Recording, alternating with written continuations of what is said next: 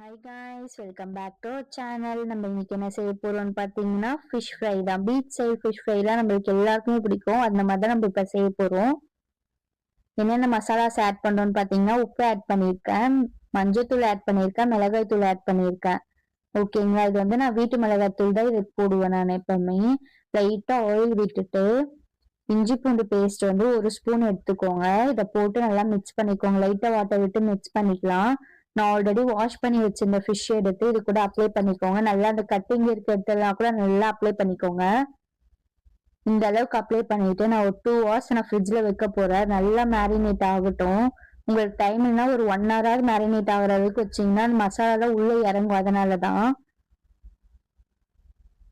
இதுக்குள்ள நான் என்ன பண்ண போறேன்னா இந்த மேலே போடுற அந்த மசாலா ரெடி பண்ண போறேன். என்னென்ன மசாலாஸ் நான் ஆட் பண்ணியிருக்கேன்னு பார்த்தீங்கன்னா ஒரு 7 இருந்து 8 மிளகாய் எடுத்திருக்கேன், 2 ஸ்பூன் மல்லி எடுத்திருக்கேன், 1 ஸ்பூன் வந்து துவரம்பருப்பு, 1 ஸ்பூன் வந்து சீரகம், 1 ஸ்பூன் சோம்பு, 1 ஸ்பூன் கடுகு, 1 ஸ்பூன் வந்து மிளகு எடுத்திருக்கேன், 1 பட்டை, 2 லவங்கம்.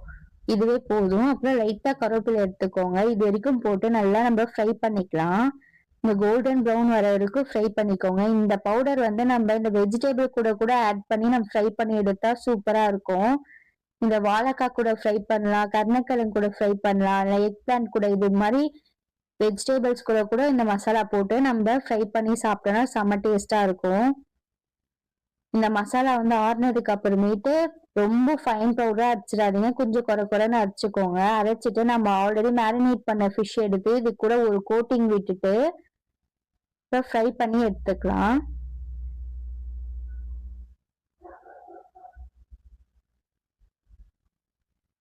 இந்த மாதிரி போட்டுட்டு ஒரு 4 வாட்டி திருப்பி போடுங்க. போதும். இந்த சைடு 2 வாட்டி, இந்த சைடு 2 வாட்டி திருப்பி போட்டாலே போதும். அவ்வளவுதான், நம்ம ஃபிஷ் நம்மளுக்கு ரெடி ஆயிடுச்சு. நான் வேணா உங்களுக்கு காமிக்கிறேன் பாருங்க. நல்லா ஜூஸியா இருக்கும். உள்ளெல்லாம் கூட செம்ம ஜூஸியா இருக்கும். இந்த அளவுக்கு இருக்கும். இந்த ஃபிஷ் உங்களுக்கு பிடிச்சிருந்தா லைக் பண்ணுங்க, ஷேர் பண்ணுங்க, கமெண்ட் பண்ணுங்க. தேங்க்யூ.